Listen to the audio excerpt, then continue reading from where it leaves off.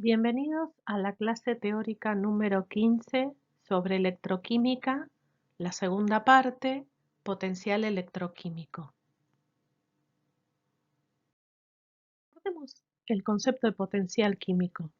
¿Sí? El potencial químico de una determinada especie es igual a la derivada parcial de la energía libre de Gibbs sobre la derivada parcial del número de moles de ese componente J. Siempre manteniendo presión, temperatura y los otros componentes constantes. De esta manera, energía libre de Gibbs es igual a trabajo útil máximo. Y ese trabajo útil máximo va a ser igual al potencial químico del componente A, ¿sí? Por el número de moles del componente A, más potencial químico de B por el número de moles del componente B. Y así sumando según todos los componentes que sean. ¿Qué quiere decir? Que el cambio en la composición general de un sistema puede generar trabajo extra. ¿Sí? Todo esto ya lo vieron en teóricos anteriores. Por ejemplo, que es lo que estamos viendo ahora, el trabajo eléctrico de una pila se origina en el cambio de composición al formarse los productos a partir de los reactivos. Entonces, para una determinada reacción, el delta G de esa reacción va a ser igual al potencial químico final o potencial químico en el punto B menos el potencial químico inicial o el potencial en el punto A.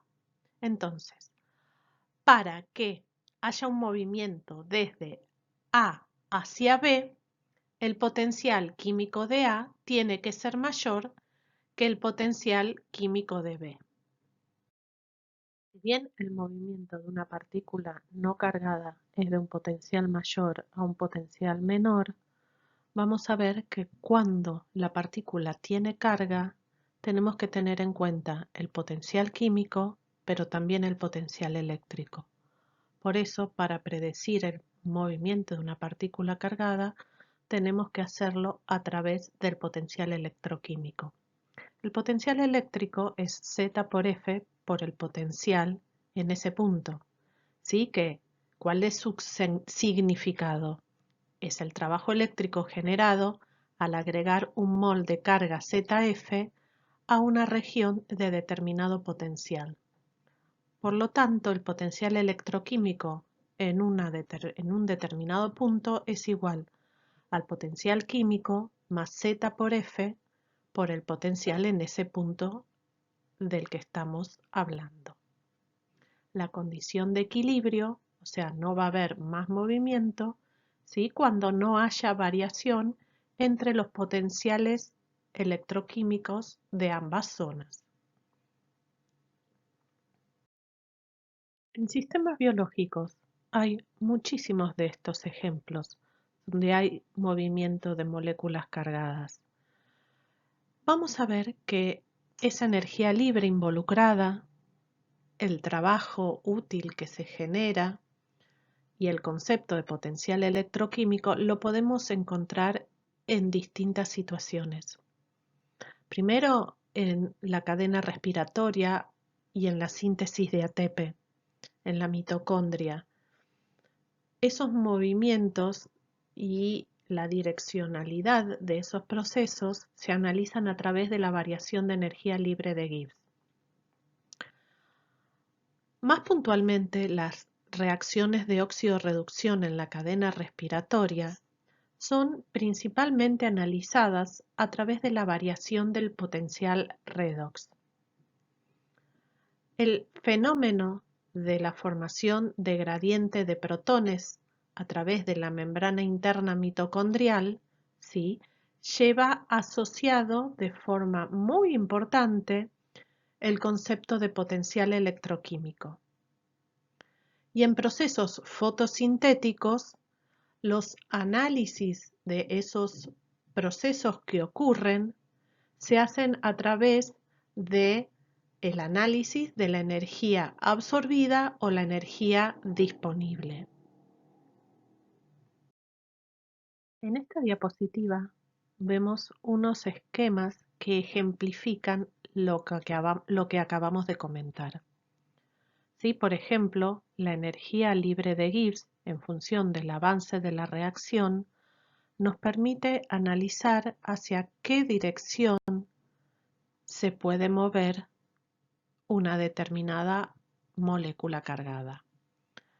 Recuerden que cuando el potencial es mayor a cero, ¿sí? La dirección es en el sentido descripto. Si el potencial es menor que cero, el movimiento se da en el sentido inverso. Y si es igual a cero, no hay movimiento. En el gráfico de la derecha vemos que la energía que puede producirse ¿sí? Va a depender siempre de la longitud de onda involucrada. En esta diapositiva volvemos a ver el esquema de la mitocondria y a través de los valores de potencial de cada uno de los complejos podemos justificar que el movimiento direccional de los electrones es desde el complejo 1 y 2, pasando por el 3 y terminando en el complejo 4, donde el oxígeno se reduce a agua. Las reacciones de oxirreducción podemos analizarlas como reacciones de transferencia de electrones.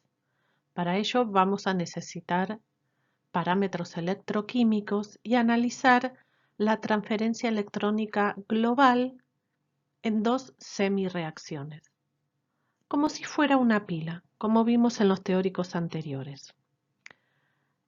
Una reacción de interés bioquímica es la reacción donde el piruvato más NADH más protón se transforma en lactato más NAD+. Esa reacción global la podemos separar en dos semireacciones. Una respecto del NADH y otra respecto del piruvato. ¿Qué quiere decir esto? Que tenemos dos pares redox, NADH-NAD y lactato-piruvato. En esta tabla vemos valores de energía libre de Gibbs y valores de potencial redox. Vamos a ver que para un valor de potencial redox, el valor de energía libre de Gibbs puede ser distinto y está directamente relacionado con el número de electrones que se puede transferir en una reacción redox. Para este caso, estamos hablando para transferencias de 1 y de 2 electrones. ¿Cómo aplicamos el concepto de potencial electroquímico en sistemas biológicos? Este concepto es importante cuando analizamos los gradientes de iones a través de una membrana. Uno de los ejemplos más interesantes es el gradiente de protones que se genera a través de una membrana transductora de energía, como puede ser la membrana interna mitocondrial. El gradiente iónico, entonces, va a tener dos componentes, un gradiente de concentración y un gradiente eléctrico. El gradiente de concentración lo podemos definir como la variación de energía libre debida a la transferencia de un mol de soluto desde una concentración C1 a una concentración C2, en ausencia de potencial eléctrico. Entonces ese gradiente de concentración lo vamos a poder calcular como RT por el logaritmo de la relación entre las dos concentraciones a ambos lados de la membrana. Ahora bien, gradiente eléctrico lo vamos a definir como la variación de energía libre debida al movimiento de un ion a favor de su potencial eléctrico sin que exista un gradiente de concentración. Entonces, en este caso, lo vamos a calcular como Z por F por la variación del potencial eléctrico de la membrana. Entonces, calculando cada uno de los dos tipos de potencial, vamos a poder conocer si el potencial electroquímico debido a ese gradiente iónico.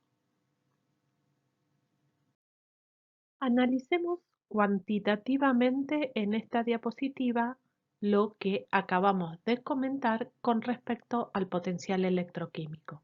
¿Sí? ¿Cuánta energía libre se debe al movimiento de un componente y cuánta energía libre se debe al cambio en el potencial eléctrico?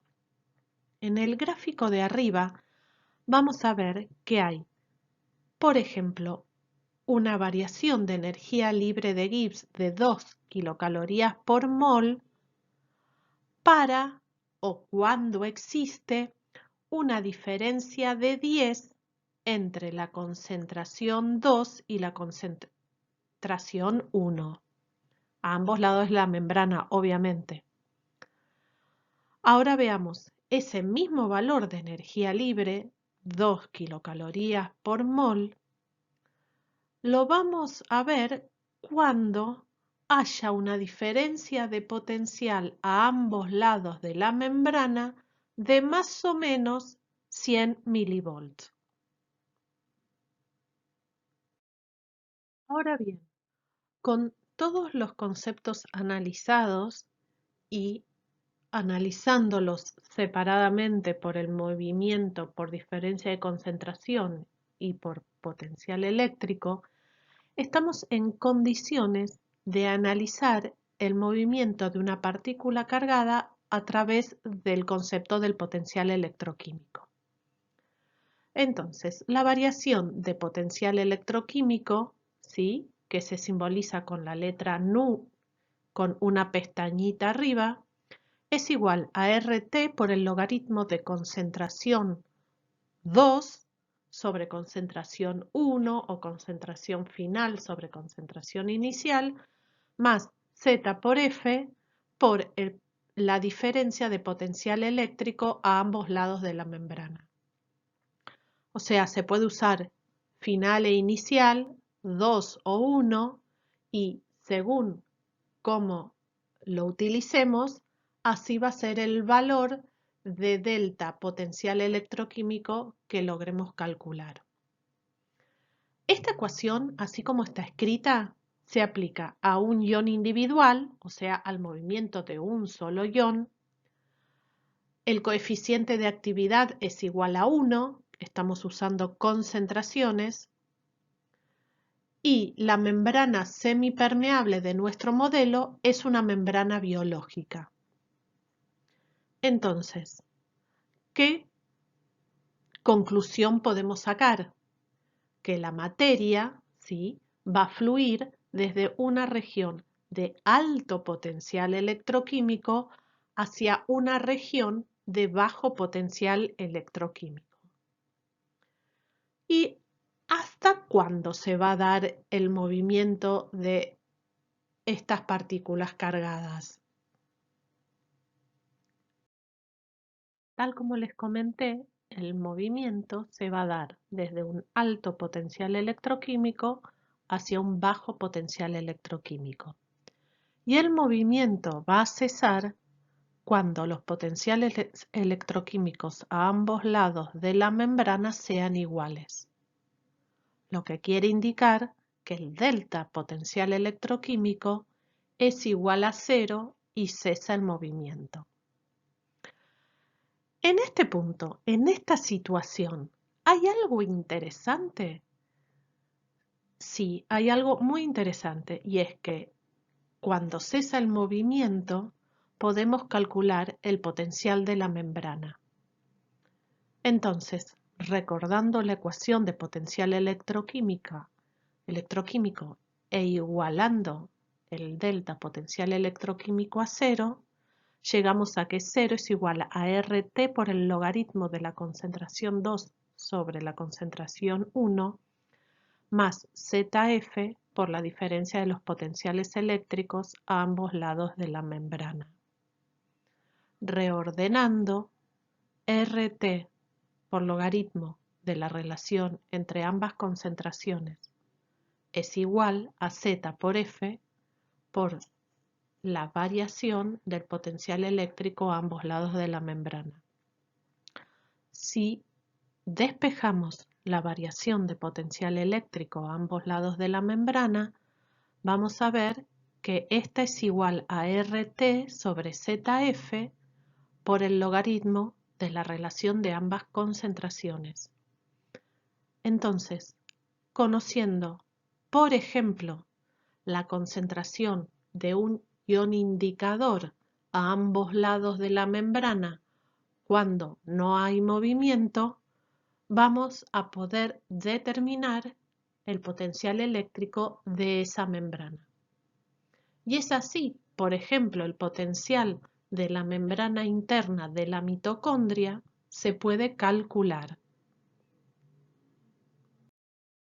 ¿Cómo en la práctica llevamos adelante esto que les comento sobre la determinación del potencial eléctrico de la membrana? Entonces, en la práctica se analiza la disminución de la concentración externa de un ion indicador a medida que se va acumulando en la organela. Es importante tener en cuenta que necesitamos conocer el volumen interno de la organela y el coeficiente de actividad del ion dentro de la organela. Entonces, ese ion indicador no puede ser cualquiera, ¿sí? Tiene que tener algunas características generales que debe cumplir. Primero, tiene que tener una carga apropiada para que se pueda acumular en la organela que nos interesa. Por ejemplo, si es para medir el potencial de la membrana interna de la mitocondria, el ion tiene que tener carga positiva, ¿sí? Porque el interior de la mitocondria es relativamente negativo.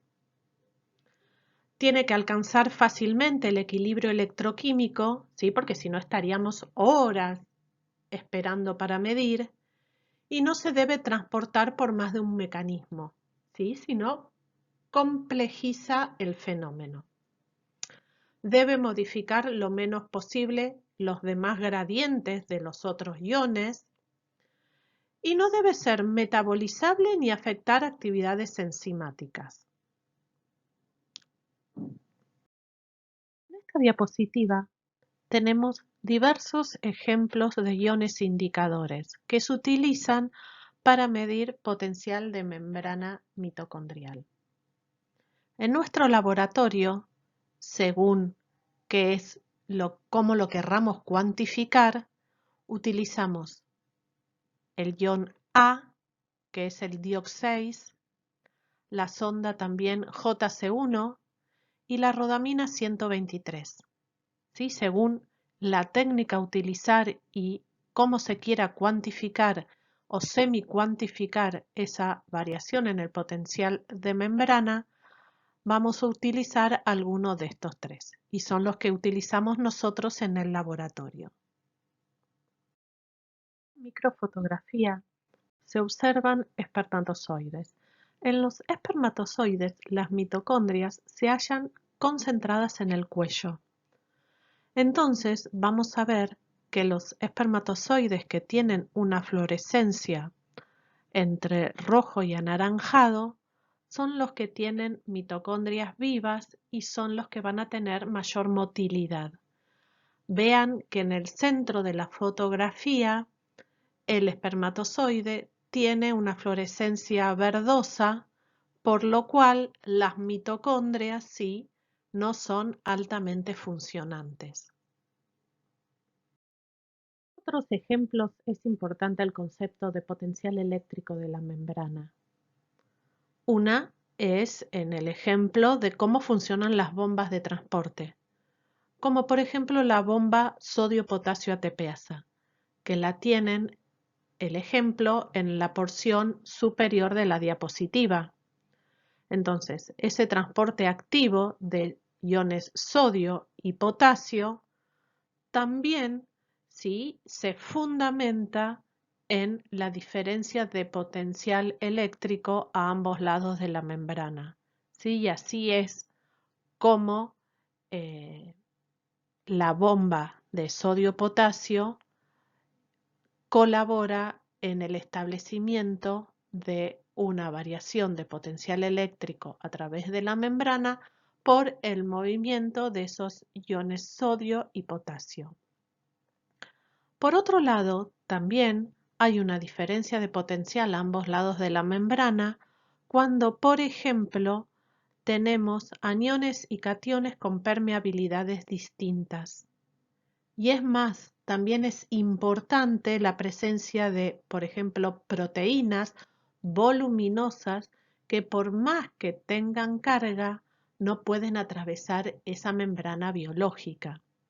Entonces, de esa manera también se va originando un gradiente eléctrico a ambos lados de la membrana. Llegado a un punto en esta clase donde nos damos cuenta de lo simple que es la situación como la estamos analizando. En algún momento, ¿sí? Dijimos que las permeabilidades las tomábamos como todas iguales. Ahora, en la diapositiva anterior, yo les comenté que los iones tenían permeabilidades distintas. Pero en la ecuación para calcular el potencial electroquímico, el valor de las permeabilidades es igual a 1, no se tiene en cuenta. Por otra parte, el potencial electroquímico, la ecuación tal como la conocemos, se utiliza para analizar ese potencial, pero para un solo ion. Y ustedes saben que la situación en la célula es mucho más complicada. Los iones tienen permeabilidades distintas y el potencial eléctrico a través de la membrana se genera por el movimiento de diversos iones. Entonces, el potencial de membrana corresponde calcularlo, ¿sí?, con el movimiento de, por ejemplo, estos 3 iones particulares que son los más importantes en una célula: el sodio, el potasio y el cloruro. Entonces, la ecuación de Goldman lo que ejemplifica es el cálculo del potencial eléctrico de la membrana teniendo en cuenta las permeabilidades de cada uno de los iones, ¿sí?, con la letra P mayúscula, las concentraciones a ambos lados de la membrana, no ya de un ion en particular, sino de los 3 iones a la vez.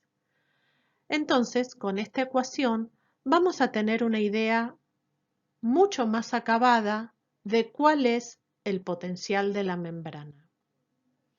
Miren, por ejemplo, en la parte inferior de la diapositiva que tenemos los distintos valores de concentración extracelular o intracelular de cada uno de los iones y la permeabilidad relativa. ¿Sí? Por ejemplo, una proteína, si está en el medio intracelular, por su volumen no puede salir, por lo que su permeabilidad relativa es 0. Y vean que el sodio, el potasio y el cloruro tienen distintas concentraciones extracelulares e intracelulares y la permeabilidad relativa es bastante distinta entre los 3 iones que estamos analizando. Entonces, en estas visiones se fundamenta la importancia de la ecuación de Goldman para poder cuantificar de manera un poco más cercana a lo que pasa en la realidad de la célula, ¿sí?, y conocer de forma más correcta el valor del potencial eléctrico de la membrana. Veamos ahora algunos ejemplos de interés biológico con los conceptos que aprendimos en esta clase. Uno es el equilibrio de Gibbs-Donan, que es la generación de un potencial a través de la membrana por el movimiento de los distintos iones de interés biológico. ¿Sí? Acá tenemos cloruro, potasio, y se van a mover según sus permeabilidades. Pero no solo este es el fenómeno que ocurre. Veamos que en naranja hay 2 proteínas que tienen carga negativa y que van a tener efectos sobre el potencial eléctrico que se genere a través de la membrana. Pero ¿qué pasa? No va a poder haber un gradiente también por concentración, porque son lo suficientemente voluminosas para que no puedan pasar a través de la membrana. Por eso, las proteínas son importantes para generar el potencial electroquímico a través de una membrana por su carga, ¿sí? Entonces generan una mayor concentración de carga, en este caso negativa, a uno de los lados de la membrana biológica. Y eso es lo interesante de este fenómeno. En esta diapositiva tenemos otro ejemplo, la de las bombas biológicas, ¿sí? Donde el concepto de potencial eléctrico de la membrana también es importante. A la izquierda de la membrana tenemos a la sodio-potasio ATPasa, donde hace un intercambio de 3 sodios y 2 potasios a medida que consume energía a través de la desfosforilación del ATP. Entonces, en este caso, se produce, ¿sí?, un intercambio de iones que a veces es en contra del gradiente, por eso consume energía, y logra entonces mantener una diferencia de potencial a través de la membrana. Otro ejemplo, a la derecha, es el transportador de sodio y glucosa. Cuando entra glucosa también entra un ion sodio, con el consecuente desbalance de cargas, y entonces hay también un importante cambio en el potencial eléctrico de la membrana. O sea, todos estos son ejemplos que involucran al concepto de potencial electroquímico que justifican los movimientos de cargas a través de las membranas biológicas. Acá tenemos otro ejemplo más y vamos a dejar el más interesante para la última parte de la clase. En esta diapositiva se ejemplifica el movimiento de calcio en el sarcolema y el retículo sarcoplásmico. Veamos la cantidad de ejemplos que tenemos acá para poder mantener la diferencia de concentración de los iones calcio, sodio y potasio a través de las membranas. ¿Sí? Tenemos canales de calcio, tenemos las bombas de calcio ATPasa, los intercambiadores sodio-calcio, la sodio-potasio ATPasa, ¿sí?, en la parte inferior de la diapositiva, que aparece en un montón de ejemplos de nuestra clase, y el intercambiador nuevamente de sodio-calcio, ¿sí? Entonces, vean cómo estas bombas pueden intercambiar los iones en contra de su gradiente de concentración y mantener una diferencia de cargas a través de la membrana, lo que va a resultar, ¿sí?, en un origen de un potencial eléctrico a través de la membrana, o sea, diferencia de cargas de un lado y del otro, lo que hace esa diferencia de cargas a través de la membrana, y generar un gradiente electroquímico para cada uno de estos iones. Que todo este movimiento iónico es importantísimo, ¿sí?, para las distintas funciones celulares. Finalmente llegamos a uno de los ejemplos más interesantes para aplicar los conceptos de potencial electroquímico y potencial eléctrico a través de membranas, que es el potencial de acción y el impulso nervioso. Como diferencia de movimiento de los iones a través de la membrana sináptica, facilita y colabora en la transmisión del impulso nervioso. En el reposo vamos a ver que en la terminal sináptica hay un exceso de cargas positivas en el exterior y negativas en el interior, manteniéndose una concentración de potasio alta en el interior y una baja de sodio. En presencia de acetilcolina, la membrana se despolariza y consecuentemente sale potasio hacia el exterior y entra sodio. Mientras que en la primera situación el potencial de la membrana es menos 75 milivolts, por el cambio, ¿sí?, de la salida y entrada de iones, el potencial de la membrana puede llegar a ser incluso cero.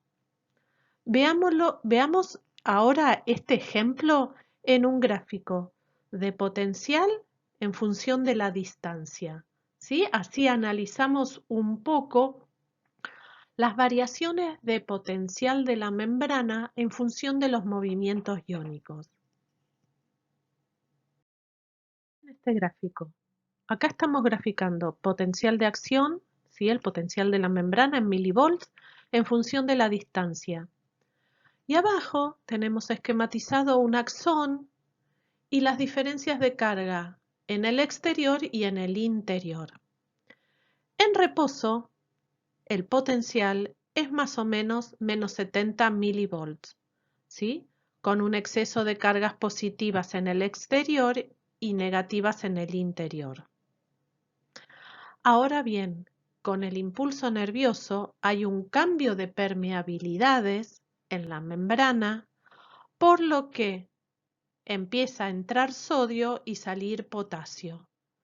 La membrana se despolariza, cambia su polaridad, se vuelve negativa en el exterior, positiva en el interior, con lo que el potencial de acción o el potencial de la membrana va cambiando, va haciéndose menos negativo, llega a cero, aumenta hasta casi 50 milivolts positivos y después vuelve a bajar, ¿sí?, hasta valores un poco más negativos para después volver a su valor normal de reposo de potencial de membrana, siendo este más o menos, como les comenté, de menos 70 milivolts.